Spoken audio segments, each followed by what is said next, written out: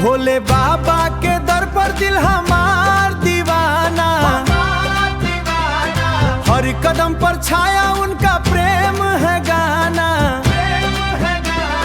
पहाड़न से उतरी के मन गंगा में नहाना, बाबा के मूरत में हमके आपन ठिकाना। गाँव के माई से जुड़ल हमार हर अरमान, दंगई से बढ़त बानी हर लड़ाई के पहचान। भोले बा के आशीर्वाद हमार साथ देवे, दुश्मन के छाती पर ही पंजा राज करे।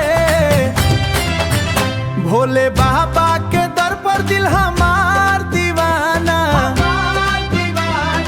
हर कदम पर छाया उनका प्रेम है गाना।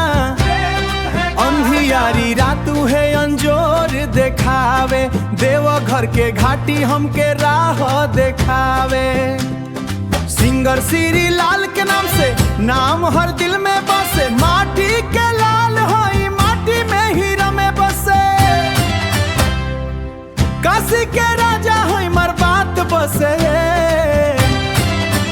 भोले बा के आशीर्वाद हमार साथ देवे, भोले बाबा के आशीर्वाद हमार